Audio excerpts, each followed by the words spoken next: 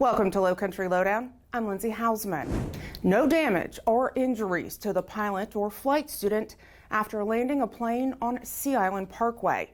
Shortly after 11 Monday night, deputies were called to Sea Island Parkway at Ladies Island Drive. That's where they found the Cessna and the two occupants. During flight, a malfunction occurred, so an emergency landing was necessary. The plane was towed to the Beaufort Executive Airport. 36-year-old Stanley Philip Roden of St. Helena Island is jailed on the charge of forgery of 10 grand or more. Investigators say between August of last year and February, Roden took checks from the victim, who was in hospice care at the time. He wrote checks to himself totaling more than $40,000, forged the victim's name, and deposited them into his bank account. Have you ever heard the term jugging? It's when someone watches a business, like a bank, for folks coming and going with cash or valuables. The thieves will then follow the victim to another location, hoping the valuables are then left unattended in the vehicle. That's when they break into the vehicle, stealing the cash or valuables. This year, investigators say there have been at least 3 jugging incidents in Bluffton at a bank on Buck Island Road. Surveillance footage caught 2 vehicles on camera, a white Chevy SUV and a white 2021 Ram 1500. Investigators believe the thieves are coming in from out of town, possibly using rental vehicles to commit these crimes. Investigators offer these tips. Always be aware of your surroundings. Watch for cars following you from one location to another. If you go into a bank, put your cash in your pocket or your purse before leaving. Do not carry it in plain view when you walk to your car, and drive it straight to its final destination. As always, never leave cash or valuables inside your vehicle, and always lock the doors. Sergeant Zachariah Cushman with more on what you should do should you see something suspicious that resembles jugging.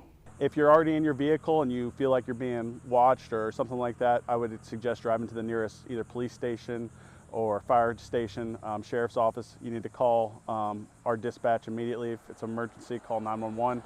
If it's not an emergency, call the non-emergency line at 843-524-2777 and find that safe place and park there, and have a deputy meet you or have an officer meet you at wherever that location is. An update now on a cold case investigation. Back in December, we announced after nearly 30 years, the murder victim found on May 24th, 1995 off Cotton Hall Road in Yemassee was identified as Maria Teles Gonzalez of Kissimmee, Florida.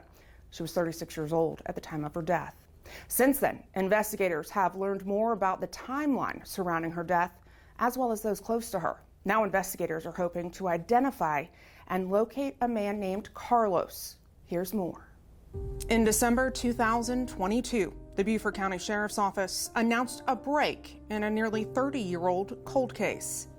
Through DNA forensics and genetic genealogy research, the woman who had remained a Jane Doe for 26 years had a name. She was identified as Maria Teles Gonzalez. She was 36 years old, a mother of 3, a wife. She had disappeared from her Kissimmee, Florida home in May of 1995, but never reported missing. Maria's body was found on May 24th, 1995, in a ditch along Cotton Hall Road in Yemassee. An autopsy revealed she'd been dead for a day or 2. The cause of death, strangulation. Once identified, investigators traveled to Florida to speak with Maria's family. It was through those interviews that investigators learned Maria was in Florida the night before she disappeared. Maria had returned from Puerto Rico from visiting her family on the night before she disappeared. She came back with a suitcase, stayed the night at the family home, was present in the home with the husband when the children went to school. All 3 children went to school that day. The mother was there, the father was there. They returned from school. She was gone, and the suitcase. Her vehicle was still there. It's clear that she was not murdered in Beaufort County and probably occurred in Florida. Maria was never reported missing. During the December 2022 press conference, cold case investigator Bob Bromage issued a plea for information to identify 2 people who knew Maria.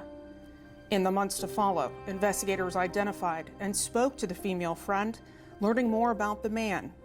She was able to tell us that The man's name was Carlos. He's a Hispanic male, lived in Central Florida, probably the Orlando area. He spoke very good English in 1995 and had been seeing Maria for a few months at least. Now, to learn his last name. In 1995, Carlos would have been in his early to mid-30s, about 5'8", slender in build. Today, this is what Carlos may look like. This age progression photo, courtesy of the South Carolina Law Enforcement Division. Finding Carlos is of critical importance to furthering the investigation at this point. Carlos may have information on the circumstances of her disappearance and her death. Anyone with information about this case is encouraged to call cold case investigator Bob Bromwich at 843-816-8013. And should you ever have information, even if it seems small, related to criminal activity in Beaufort County, we encourage you to report it. There are several ways to do so. Our non-emergency dispatch line will connect you to our communications center.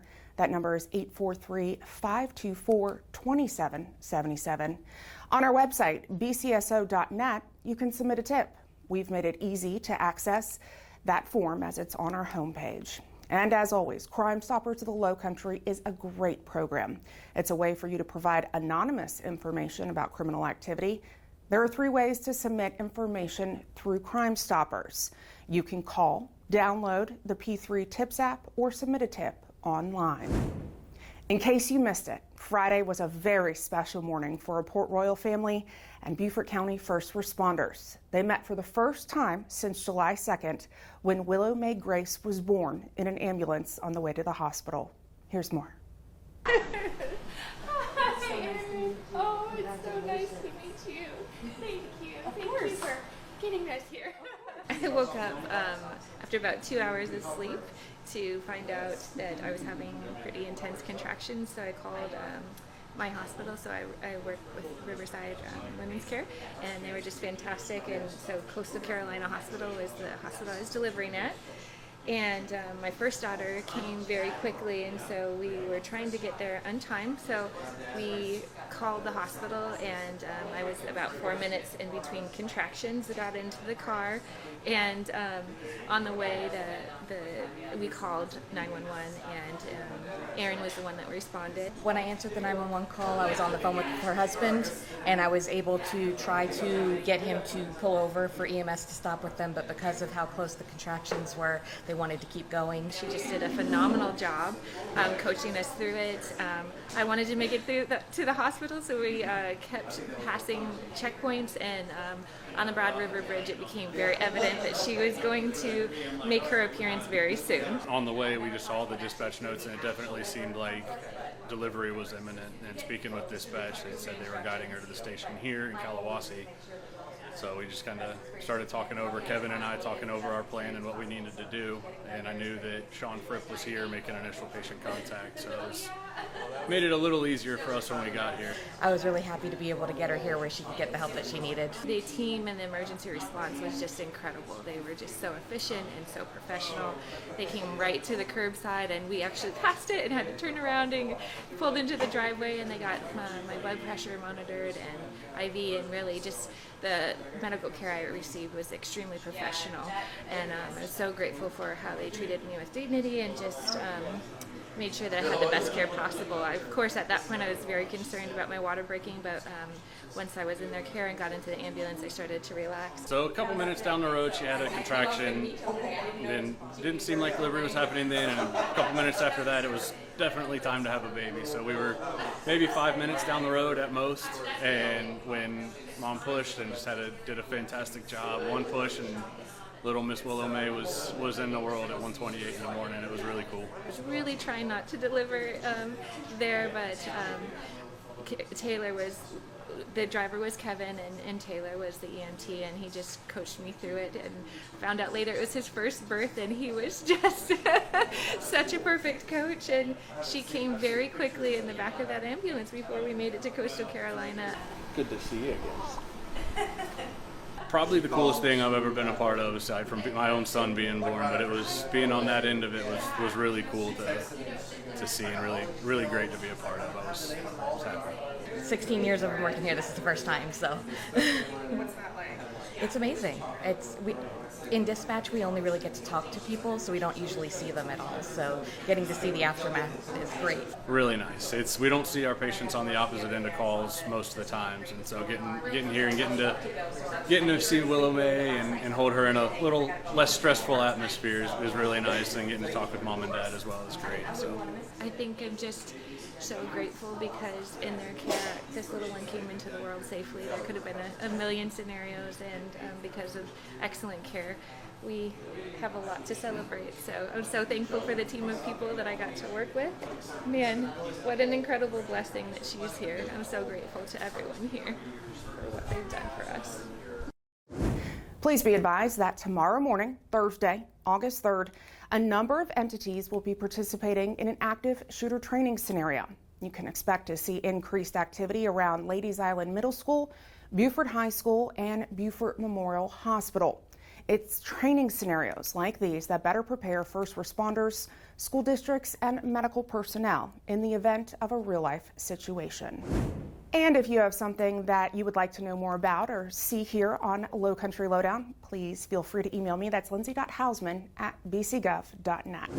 And as always, I encourage you to follow us on all of our digital and social media platforms. It's a great way to stay engaged with us and stay in the know. Thanks for watching this week's episode. We'll see you next week. Stay safe.